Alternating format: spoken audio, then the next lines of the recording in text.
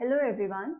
So we are solving the back exercise of the chapter Chemical Kinetics, and today it's the turn of question number 6.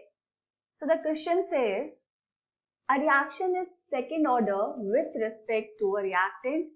How is the rate of reaction affected if the concentration of the reactant is?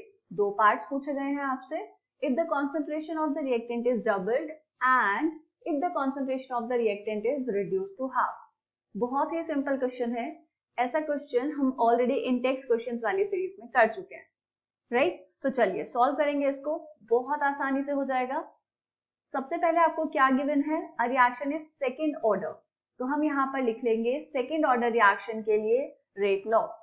Rate equals to k into concentration of reactant A की power 2. क्यों लिखा हमने? Because this is a second order reaction. ठीक है यहाँ तक. अब देखो आपको क्या बताना है कि रेट ऑफ रिएक्शन पे क्या फर्क पड़ेगा. कब? फर्स्ट पार्ट चेक करेंगे पहले. जब हमने कॉन्सेंट्रेशन ऑफ रिएक्टेंट को कर दिया है डबल, मतलब अगर इनिशियली ए थी तो अब आपने कितना कर दिया है? 2a. ठीक है. तो नए वाले के लिए लिखेंगे rate R dash. R dash equals to K into rate constant तो वैसे ही रहने वाला है. So R dash equals to K into concentration कितनी हो गई? 2a का स्क्वायर. ठीक. इसको कैसे लिख सकते हैं?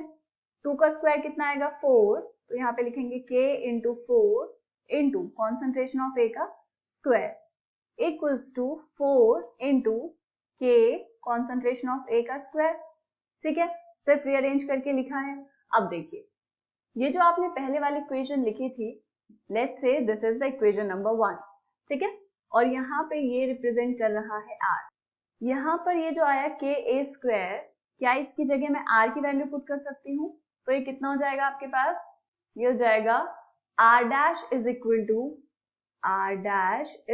To 4 into r. राइट. तो यहाँ से हमें क्या पता चला कि जो नया रेट ऑफ रिएक्शन है वो क्या हो जाएगा? 4 टाइम्स. ठीक है. This is the answer for first part.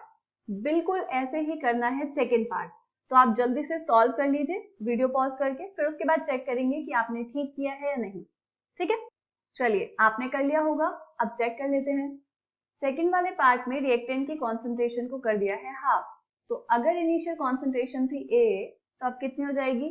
A/2. ठीक है. अब लिखिए new rate. Let's say R dash equals to rate constant K into concentration की पावर 2. ठीक है. इसको सॉल्व करेंगे.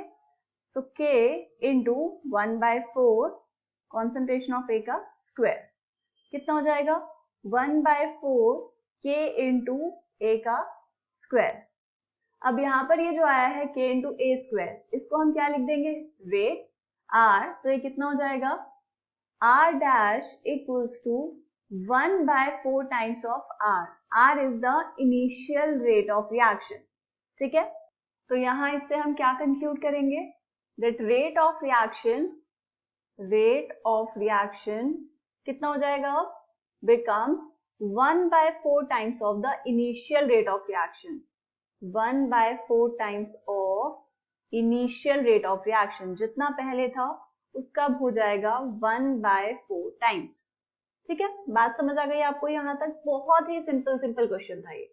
ठीक. चलिए मिलेंगे नेक्स्ट क्वेश्चन में. तब तक के लिए पढ़ते रहिए और प्रैक्टिस करते रहिए. Bye bye.